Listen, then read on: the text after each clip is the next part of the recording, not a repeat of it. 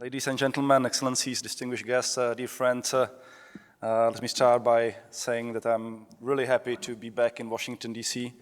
in less than half a year. In fact, this is my third time here in 2019 only, and I think that this in itself is a clear sign that you can consider me a staunch Atlantist, even before I start to speak. For your record, I never visited any other capital so frequently while in office, with one single exception, and it is Brussels.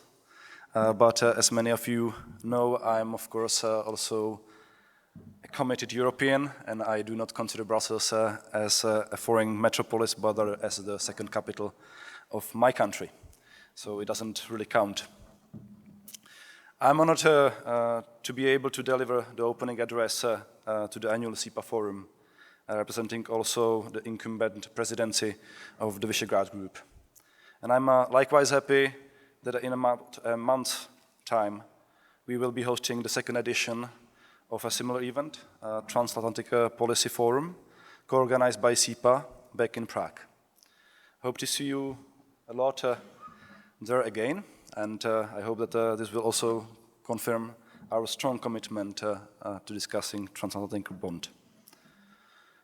The title you have chosen for this year's forum suggests that we are here to remind ourselves of some important moments in our history, to discuss the main takeaways from them, as well as to prepare for challenges ahead of us.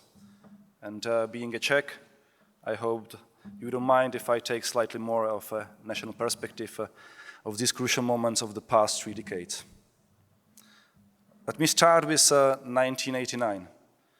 The year of the Velvet Revolution was also the year when our modern democracy was resurrected. While Czechoslovak interwar democracy was a crucial reference, the context had greatly changed. So it was much more like being born outright. And as every birth, it came with a pain. Fortunately, in our case, the suffering was short and passed swiftly with no bloodshed.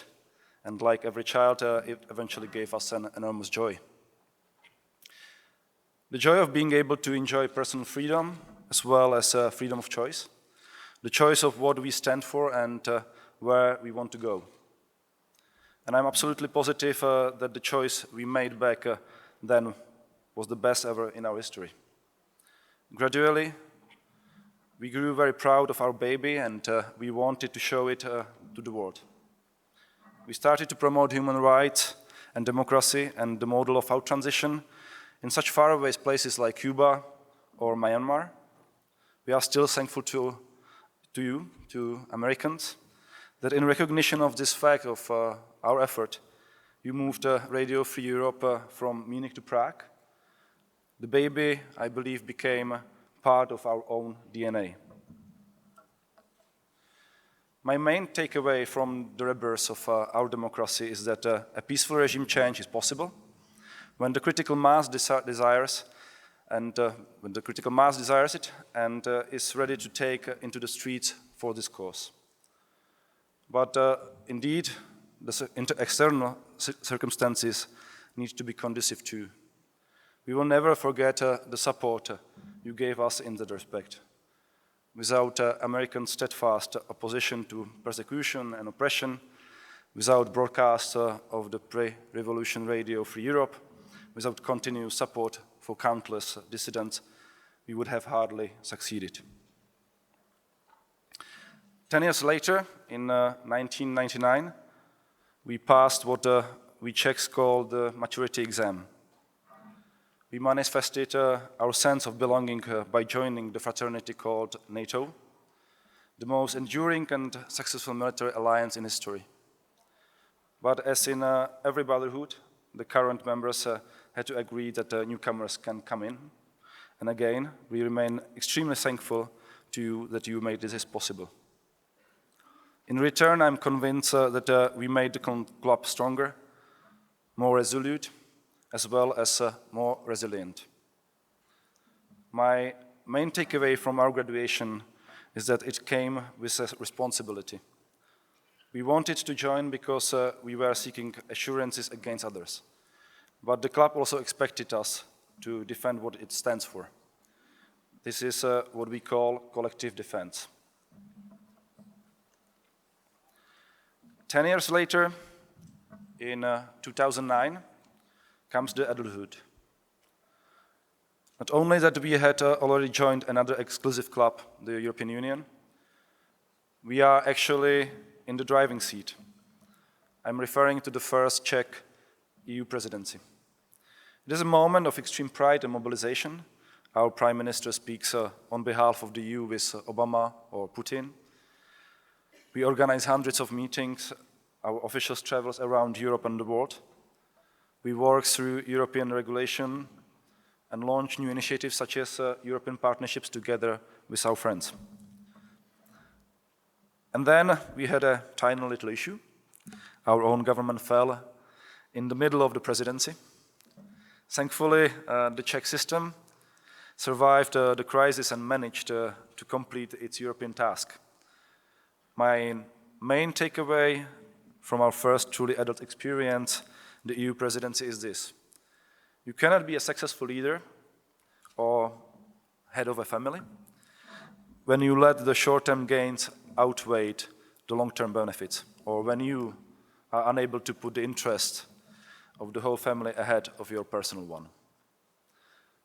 And I think that this lesson applies also to our transatlantic friendship. We learned our lesson, and we will have a chance to avoid a similar fate or similar errors in 2022. After all, the ability to learn from one's own mistakes is a clear sign of adulthood. And another decade later comes what I would call the mid-age crisis. I'm still young, but maybe heading to one. So I do not know what it really feels like. But this is what I imagine it to be. You start thinking that you are not so happy with your family, with your life. You start to be lured by new adventures or alternative models of organizing yourself. Simply, you are undergoing an identity crisis of a kind.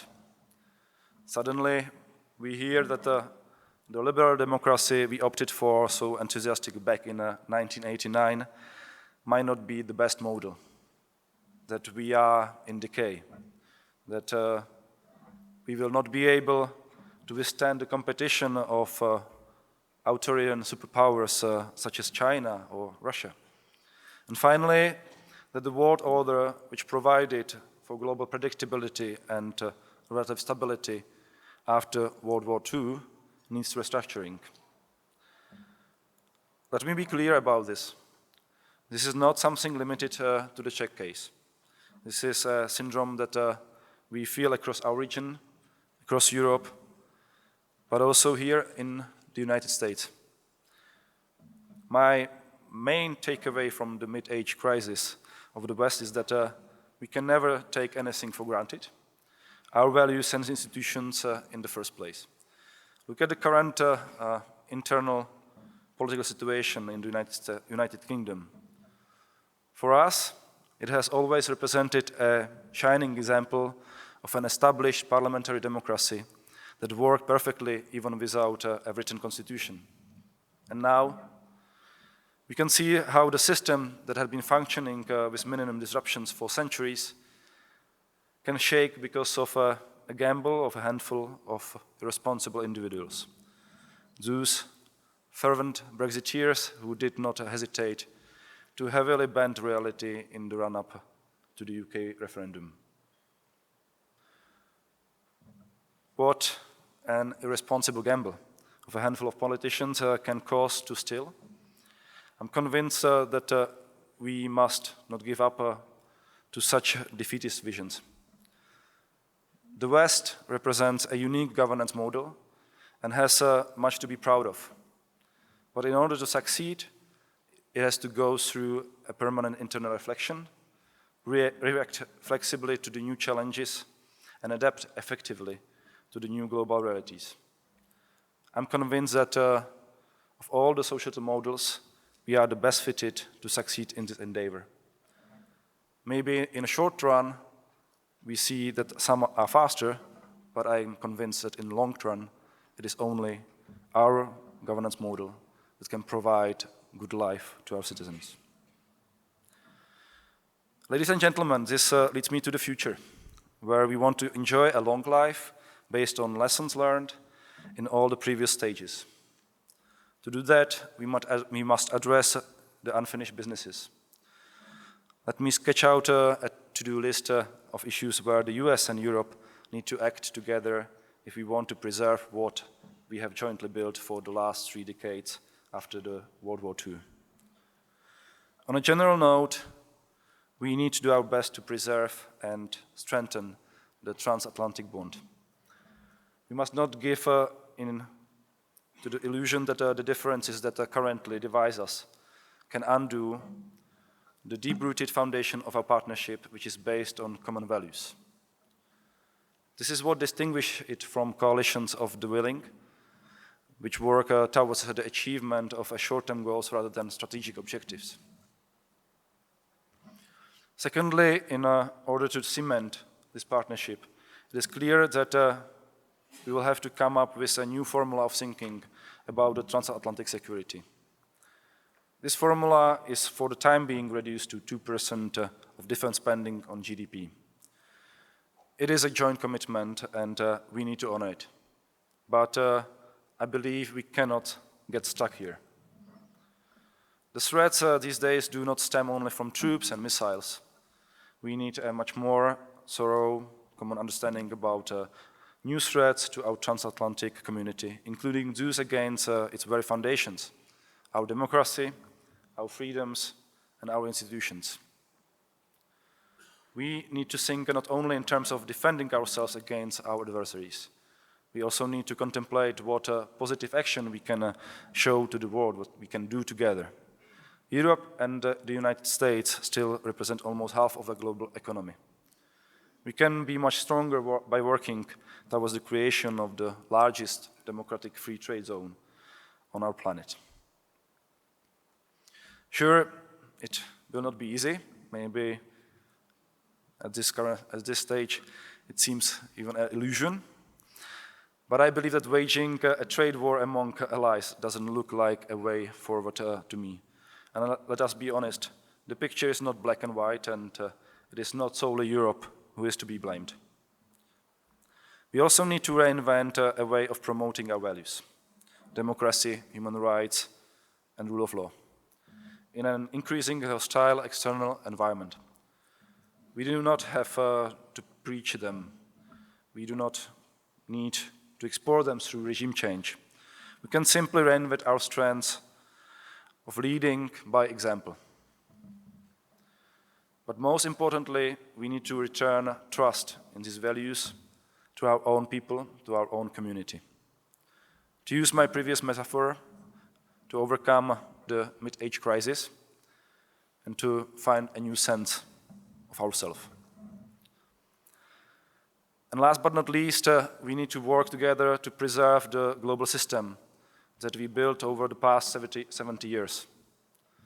The US had a lion's share in inventing it, developing it, and now it needs to uphold it. You can move ahead with America first, but you will not be as mighty without allies. As Jens Stoltenberg put it in the Congress in April earlier this year, it is good to have friends, even for America. Europe cannot save the global system without the United States' political and diplomatic clout. And no doubt we are all better off in a predictable system governed by rules than in a jungle. Let me be clear that the system is far from being perfect. Many rules will have to be changed in many areas such as cyber, digital, or space, will have to be created from the scratch. But with the US and Europe working together, we have a much better chance of shaping the world to our liking. As you can see, the list is quite ambitious, but with the goodwill on both sides, possible successful achievements. I think that we can stop here. Ladies and gentlemen, thank you for your attention and good luck to the forum, and I'm looking forward to meet many of you in Prague. Thank you.